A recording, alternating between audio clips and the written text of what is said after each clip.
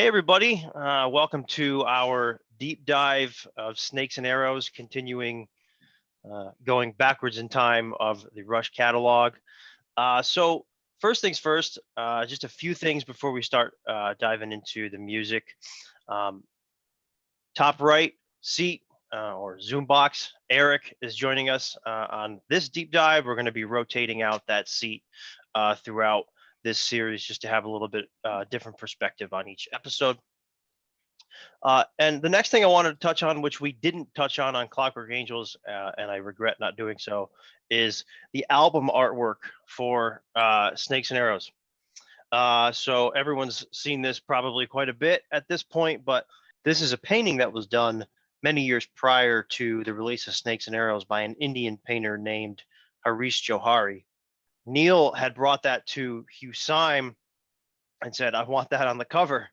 That's my understanding of it. And yeah, Hugh Syme's artwork was used internally for this. This is the first time that a Rush album cover was not done by Hugh Syme since Caress of Steel. So Hugh worked with the band from Caress of Steel onward, and Snakes was the first time that his work wasn't used. But very quickly, internally, on the record at least, very beautiful artwork. This is Hugh Syme's work, and each individual song has its own artwork as well, which we can show once we dive into our 4 song choices as well. So the last thing I wanted to touch on is this is the first Rush album that Nick Raskulinecz was the producer on. Of course, we didn't touch on that last time because he started with them on Snakes and Arrows. And there's a quote that I wanted to read from Getty regarding Nick. He says, he was kind of refreshing for us because he was such a positive human being, and I really hadn't worked with a producer who had so many ideas so quickly in a long, long time. So he was a real treat. It's kind of weird the way he appeared in our lives because we were kind of set to work with another producer, but the negotiations were not going well. So we said, let's look around some more. And the rest is history. Nick Raskulinecz put out 2 phenomenal Rush albums. So anything anyone wants to say about either the album art or the production on this album before we touch on the songs?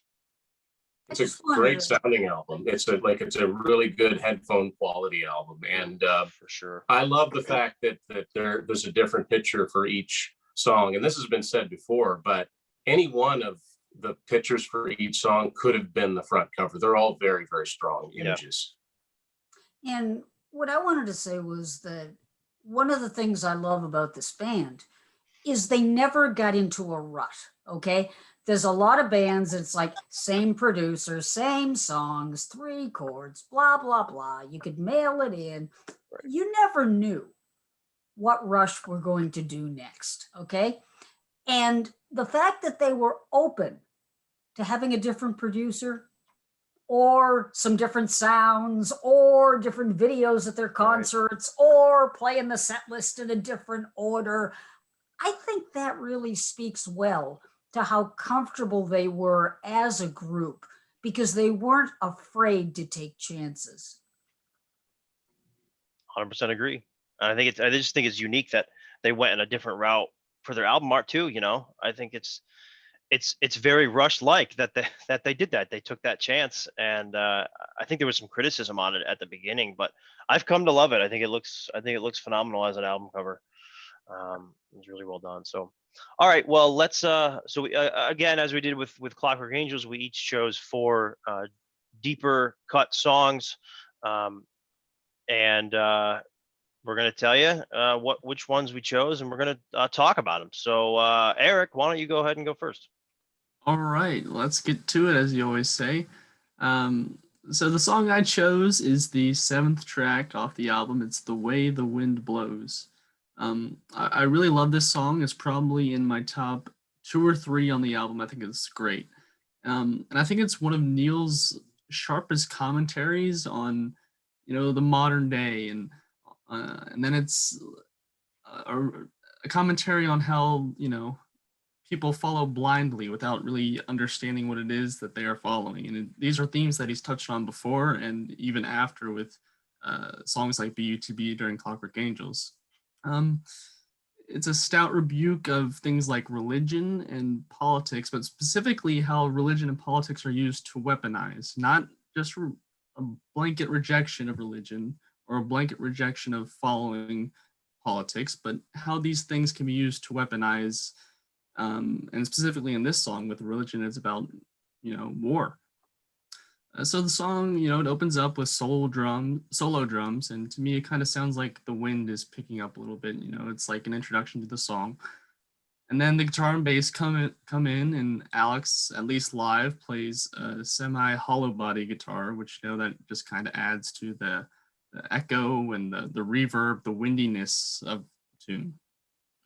With the first verse, Getty's singing about, we're back in the dark ages. It's the Middle East versus the Middle West. And these wide-eyed armies of the faithful are praying and passing the ammunition. And it's just, again, how religion is being used and manipulated to justify the killing of your fellow man. And it's kind of interesting. This is a reference to a song from World War II called Praise the Lord and Pass the Ammunition. And I've always found this line to be one of the strongest in the songs when it's used in the context that it is and with the force that Getty uses behind it to sing it. I mean, it is just extremely powerful. So then we're moving into the chorus, and it's just saying, with all these forces pushing against you, all of these people just following the wind that's blowing so hard against you, what can you do but bend to it? If you try to resist, you're going to be broken down blow by blow. And then it continues on to like more the political side. It talks about the hollow speeches of mass deception. And then Neil, in what I interpret as somewhat sarcastically, throws in, they leave no child behind, which is, a reference to the No Child Left Behind Act. That's what I thought too. Yeah, so it's like a really knock on that.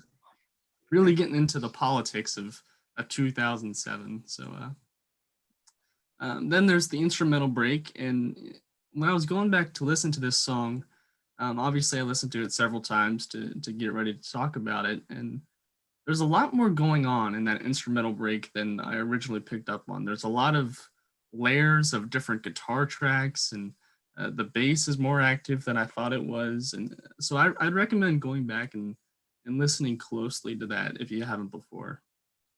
So then the song closes with, just going back to the chorus, about the wind blowing against you and what can you do but bend to it. And it makes it seem like the song is kind of, doomy and gloomy, like we thought Rush was this band was, you can stand up for yourself and you can make your own choices. You have free will, but then this sounds not so much like that. But then there's a quote from Neil from The Game of Snakes and Arrows that kind of explains what he was thinking.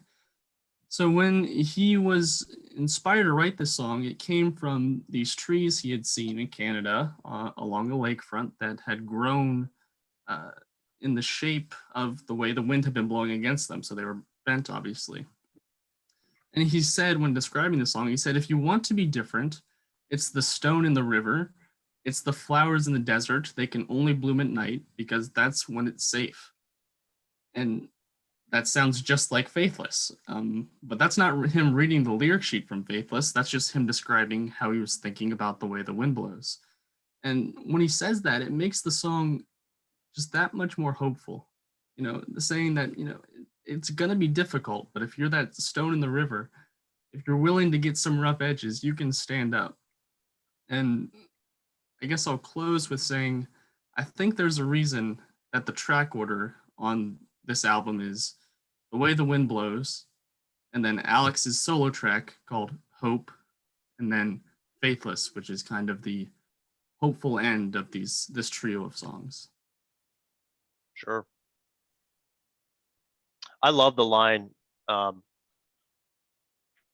from the Middle East to the Middle West, it's a plague that resists our science. It's like religion's like this plague that resists science. I always love that line. But another thing I wanted to say was, when Getty sings, like a solitary pine on a bare wind blasted shore, we can only grow the way the wind blows. The word he uses the word solitary, which is, kind of it's singular, like by yourself. And he's the only thing that music that you hear under him is Alex just strumming. So it's kind of solitary too. And I always thought that was kind of just a nice added touch, almost kind of like he's singing kind of isolated. Rush plays the blues. I love that intro. It's just phenomenal. so good. And the really like the awesome documentary that came with Some Versions of Snakes and Arrows. Neil talks about how Nick Raskulinecz, or affectionately known as Boosh, they call him, because he mimics hitting a crash cymbal on the bass drum. Boosh. I totally get where the name comes from, but he said, it feels like it's dragging a little bit. You want to go and play it all over again? And Neil's like, so just come up with 3 more verses right on the fly, because Neil's usually so studious and he's got these parts. So he just went in and flailed away, and it did it, because during those verses, he's just coming up with the coolest things. And I love the humor of these guys. And at the end of it, it just shows him, and he says, I think I quit. Yeah. And, Yep. but musically, it's got a lot going for it too. I love From the Middle East to the Middle West. It's like, they always talk about, the Middle East is usually a trouble spot, Afghanistan and, Iran, Iraq. But no one ever talks about the Midwest as the Middle West. No one ever says, oh yeah, well, they're from the Middle West. They're from the Midwest. But I love that turn of phrase because it parallels. And the other thing I like about it is Ged's vocals. On Vapor Trails is when I noticed that Geddy started really using falsetto, like in The Stars Look Down. And I'm not going to try and sing it, but I love how he uses this falsetto. We can only bow to the here and now, and it's just so perfect. And I love the bluesy feel to it. Great track. Phenomenal. Donna, anything you want to add? No, I'm just enjoying listening. All right. I think I think we really touched on everything with this song. It's really definitely a phenomenal, underrated track, and it's great live too, as is all of Rush. But I mean, the song that I chose is Armor and Sword, the second song from the record. I just love how the drum track starts, how that opens, and then the guitar enters, and you got the acoustic underneath it. And I just love how this. I think Alex has been on record saying, this was written a lot acoustically, because if it sounds good on acoustic guitar, it'll sound good on electric guitar. And also how they say in the same documentary, The Game in Snakes and Arrows, how, the song evolves as it's played live. And that's really no different with any of these songs, that we're going to talk about tonight. But Armor and Sword is no different. But I really think that, this song kind of goes back and forth. You kind of it's kind of peaceful and melodic, and then it kind of shifts to it being kind of heavy and kind of in your face. And I think that's really a representation of the lyrics, which I'll talk about in a moment, because, it's very well done. And that, the armor is, well, you've got good faith that can be protective and help people, and you've got, kind of a bad religion that no pun intended, that can be militant, a weapon that can be used against us to steal from signals, and where religion is used as a weapon, that's where things go south, right? So, the armor is religion being used as a place of safety, protection, and comfort, where a couple lyrics that Neil writes here is, we build our defense as a place of safety. He speaks on meditation or medication, a comfort or a promised reward, which I think in this case is probably heaven he's referring to. But and then unfortunately, it's a way to create conflict, the sword, or villainize others. What should have been our armor becomes a sharp and angry sword, and later on says sharp and burning sword, or keen and bloody sword. I just love, I love how it goes back and forth in that regard. But one line that I really wanted to touch on was, and that I also really love, is the battle flags are flown at the feet of a God unknown. And I think that's really, you know, religious people fight all their lives, I guess, in the name of this all powerful being that we aren't really sure exists, which I think is really, you know, it goes back to like the way the wind blows, resisting all science, you know, it's kind of, they kind of connect there. And one of the other things I wanted to state was in the lyrics, Getty sings, no one gets to their heaven without a fight, you know, stating that everyone's view of heaven is different. And I really like that line because it, you know, Donna, as you said on the last episode, Rush doesn't hate religion. It has nothing to do with that. But it's kind of like a respect factor. You just respect everyone's religion, right? Everyone's end goal, you know, different religions their end goals are different, and getting there is not easy, you know. So whether that fight be kind of internally in our minds or physically in the real world, it's kind of like you have to prove yourself for this all-powerful being. It's not so much that Rush hates religion. What they hate is what has been done in the name of religion. Yeah, for sure. For sure. I mean, the wars that have been fought, the prejudice that has been inspired against, you know, the people that aren't in our tribe, you know, that sort of thing. Absolutely. That's what's problematic. And I'm going to talk a little bit about that in a couple of minutes. Yeah. Yeah. And you know, the song opens with, you know, the thousand cuts, you know, it's almost like, I think that's some kind of Chinese phrase, death by 1,000 cuts. But that's almost like, it's almost saying, you know, over and over and over again, you kind of get beat down and finally you're at your end. But I did want to say one other thing. I love how Getty sings the part. I just love his voice inflections and such. It just sounds so good lyrically, with the music behind it. Our better natures seek elevation, a refuge for the coming night. No one gets to their heaven without a fight. I just love how that sounds. It sounds so great. I just think this is an overall phenomenal Rush track. I think this track, it's one that I actually recently got into. It was one that I kind of eluded me throughout my Rush fandom, but I just love it. It's in my top 10 now, as I've said. But I think this can definitely, you know, stand right up there with some of the best Rush songs. I think it's phenomenal. What do you guys think? For sure. Well, it's so melodic and compelling. It's got a really great melodic base to it.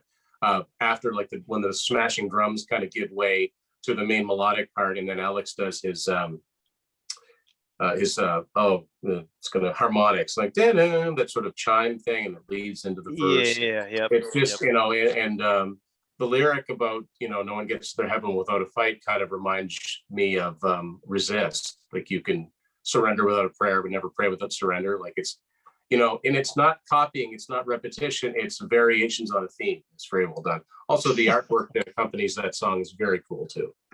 Oh yeah, it's beautiful. Yeah. Eric, you were gonna say? Yeah, and you know, this is something that you had mentioned and Donna had mentioned, but you know, there's this perception that Rush hates religion, and Donna, you know, from the last episode, you were like, yeah, that's absolutely not true. And Snakes and Arrows might be like what people would say, well, look at Snakes and Arrows. This is whole albums about how religion is bad. But this song lays it out quite clearly. It says, you know, what should have been our armor became a sword. It's saying, you know, when religion is used as armor, it's used in the way it should be, it's fine. But when it's used as this sword, when it's manipulated to make people do things that are, you know, inherently evil, it's not fine. So it's laid out really clearly in this song. It's a very good point. Cool. All right. Donna, your song? So I took Faithless, as one might expect that I would. I personally have something in common with Getty here. Getty said this is one of his favorite songs. And you know what? Rush do a love song, but it's a unique kind of love song. It's a very different, it's a very Rushian kind of love song. And I don't know about you, but in fact, let me ask, am I the only one that finds this song kind of haunting in a way? There's just something very, very haunting about it to me when I hear it sung, okay? There's a live version of it on when they were on tour and it was recorded, and it just something about it. So first of all, let's take a look at the word faithless, because with Neil, there are no accidents, okay? Neil never does anything just because it came into his mind one Thursday. The word faithless, if you look it up, tends to be a negative word. You know, there's all kinds of ballads, you know, faithless love, you know, this sort of thing. It represents being disloyal. It represents having no belief in God, being ungodly. It represents being untrustworthy. But Neil kind of turns that around, and he starts talking about what he does have faith in. And it's interesting when he talks about this, and I'll go there in a second. As you probably know, Neil was informed by the book, what became the book Roadshow. He was informed by his tours all across the South, all across the Midwest, and he met a lot of people who were evangelical. And obviously, Neil is not, God rest his soul. He is not evangelical, okay? But he said he used to really feel like he had to get into a debate about it. You know, it's like, well, how can you believe this? Or how can, and he said something just happened where he met all these different people with beliefs that were so different from his. And he decided, you know what? It isn't worth fighting with them. It isn't worth arguing with them. They are who they are, and they have a different kind of faith. But I have a kind of faith too. And it's almost like he wants to reclaim faith. And he does some very interesting things with the lyrics, and I'm going to just look to make sure I don't say them wrong, okay? I mean, he starts off with, I've got my own moral compass to steer by. And a guiding star beats a spirit in the sky. Now, I don't know if you're into oldies. And by the way, I have horrible allergies and it's been a real bad week for them. So give me a second here. Let's see if I live through the show. The song Spirit in the Sky was a hit oldie in 1969, sung by Norman Greenbaum of Somerville, Massachusetts. And it's a great oldie, okay? And you don't have to believe a word of it. It's just a nice sing-along.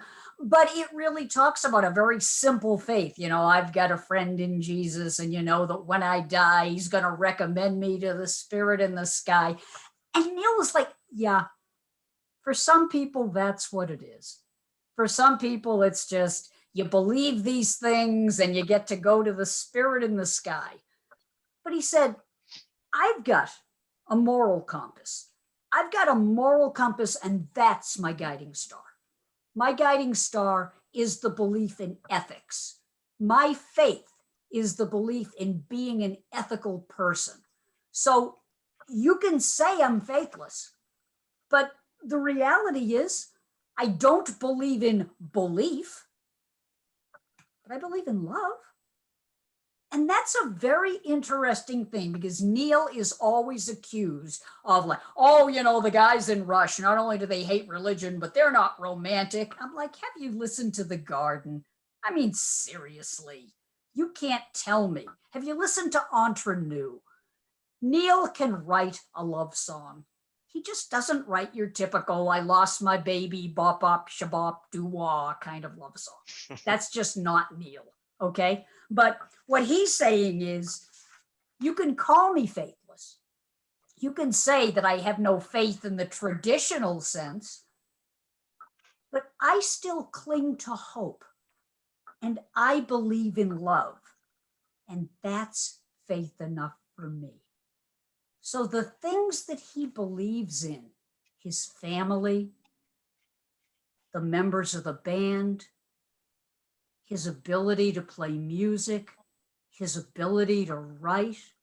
And he said that's what came up for him. What came up was, your faith is different from mine, but we want the same things. We want to hope. We want to love. And that's faith enough for me. It's phenomenal. Yeah. I mean, this whole album is fantastic. Go ahead, Tim. And it is haunting, Donna. There's no question about it. I think the string arrangements really help. The way that the strings kind of swell in as the chorus builds. Yeah. And the lyrics, instead of looking for differences, let's look for things we have in common. And he also talked about the two kinds of faith, the kind that can protect you and the kind that can destroy you, the kind that makes you feel that hope and the kind that makes you feel like superior to other people. Like, oh, I'm better than you. And if you don't agree with me, I'll kill you.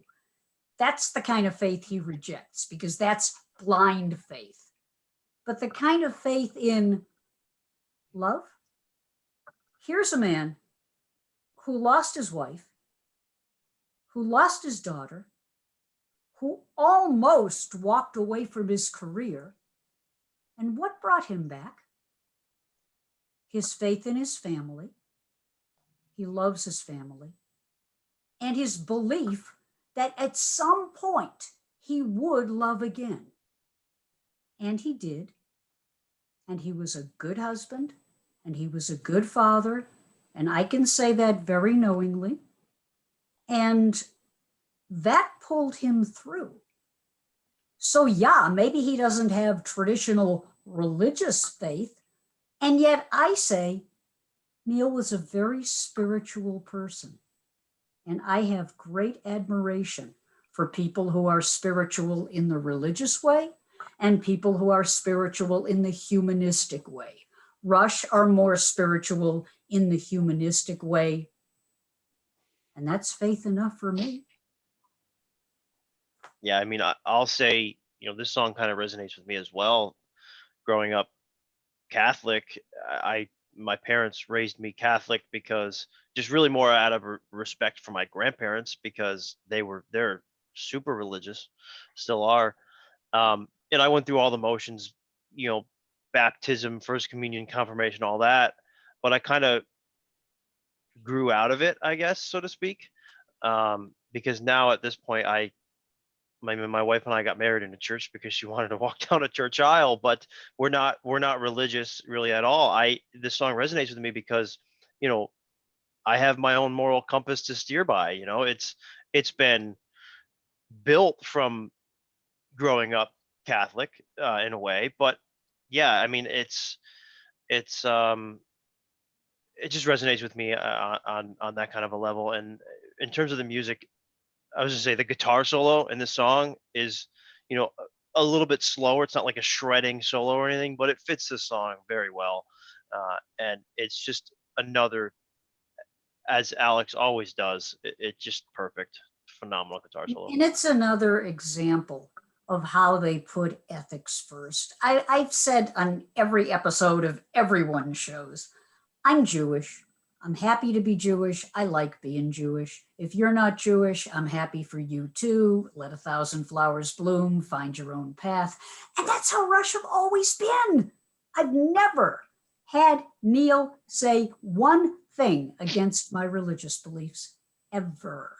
Okay? We've had some interesting discussions, God rest his soul, but it was never coming from, well, how come you believe X, Y, and Z? It's just like, yeah, you're not imposing yours on me. I'm not imposing mine on you. Let's go get an ice cream. Yeah, exactly.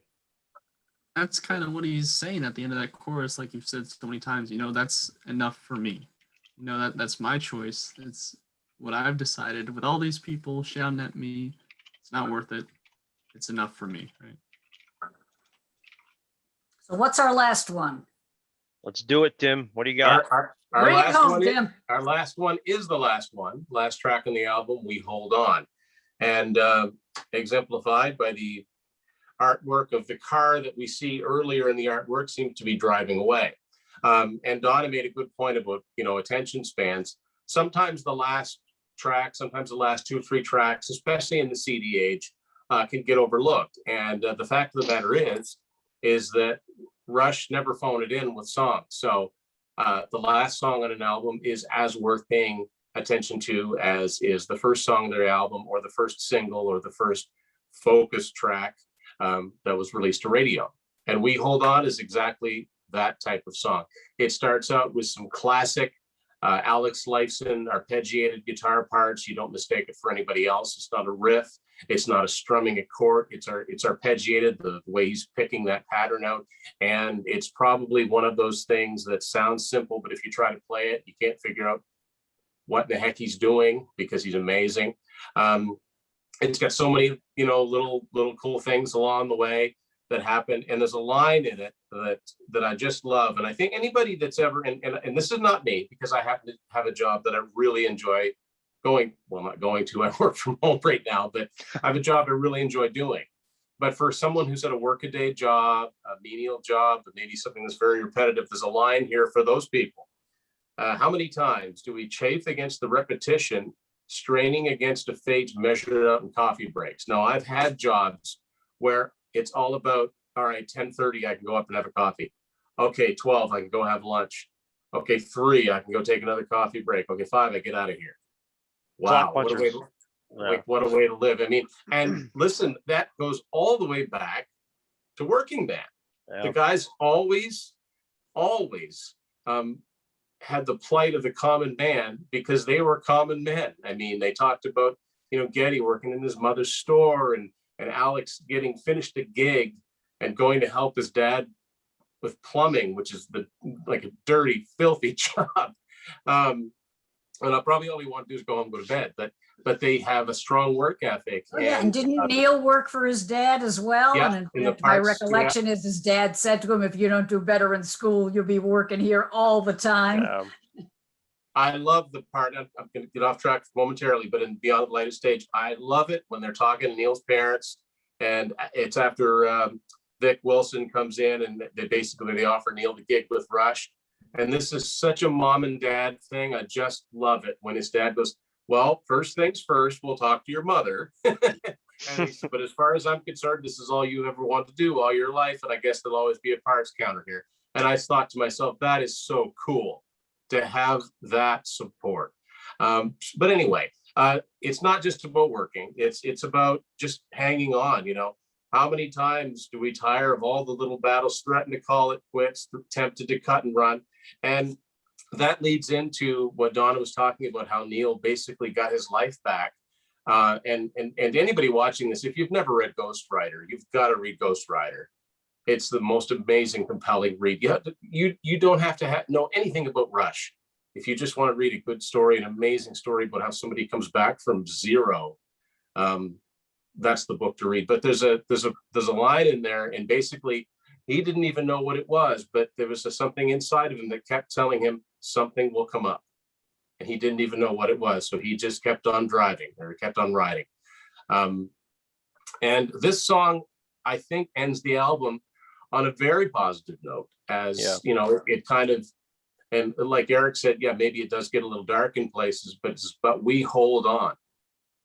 Despite it all, we hold on. So, and I think it's a perfect way to finish the album. I see why it's the last track as opposed to earlier in the album. They've always taken the greatest of care in sequencing their albums, even down to side 1, side 2. They've talked about that many times, and I think this is the perfect way to end this chapter in the Rush saga. And I love this album from when it first came out, and I've been listening to it a lot, gearing up for this. And it holds up very, very well.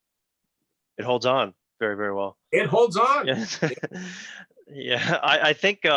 Well, yeah. I kind of interpreted this as, relationship with, your significant other or whatnot. Long to slam the front door, drive away into the setting sun, but we hold on. You get to the point where we butt heads so much, but still, you might think about leaving, but we're still holding on. This is our support system, you know, our significant other. My wife is my support system, you know, and it's like, um, it's just great. But if you listen closely, um, where Geddy sings "Long to Give Up the Same Old Way," that's actually doubled with a whisper, similar to that in the Twilight Zone from 2112. Yeah, go back and listen to it if you haven't. It's actually it's kind of eerie and it's kind of cool. It's almost like they paid homage to 2112 in a way. But this is just such an obscure track, but such a phenomenal closing track, and it's just really super underrated tune. The other thing, in addition to One Significant Other, I was thinking about rock bands, and not because I used to be a DJ, but look at all the rock bands that just broke up, weren't even on speaking terms at the end. This one hated that one. And despite everything, Rush were together at the beginning, they were together at the end. You saw in Beyond the Lighted Stage where when Neil left and everyone is sending their resumes like, here's my, my great drum solo. And Geddy was like, if there's no Neil, there's no Rush. Yeah. And I knew when Neil passed, they would never try to replace them. They would never try to replace him because this is who they were. And this is what gave them strength. They were together at the beginning. They were together at the end. There you are. Yeah, I was just going to say, Tim mentioned how the themes with, measuring out the work and coffee breaks, he tied that back to Working Man. And when I had gone back to listen to this song, and it totally makes sense going back to Working Man, but I went back to Middletown Dreams. There's the pulling out the hidden bottle when the office closes, or you got the middle-aged Madonna who's just, dreaming about what she could have been, but she's just painting in her attic instead. And same kind of thing. And, it shows that these weren't just, fleeting ideas that Neil had when he was writing down. These were things that he truly believed in when he was writing these songs. Now, I know we got to wrap this thing up, but I keep thinking every time I do one of these, what a privilege that here we are, years later, still finding new and interesting things to talk about in their music. And I am so inspired by the fact that Rush have touched the lives of so many people. And I got to just say, gentlemen, what a privilege to be on this cast with you, and thank you for having me. It's our pleasure as always. Thank you everyone for joining. Donna, thank you for doing these with us. We're gonna get to your favorite albums eventually. Everyone watching, we're gonna get there, going backwards in chronological order. But we only touched on 4 songs for today. If we missed your favorite deep cut, please feel free to leave it in the comments. Talk about it in the comments, and we'll discuss with you. So thank you everyone for watching, and take care.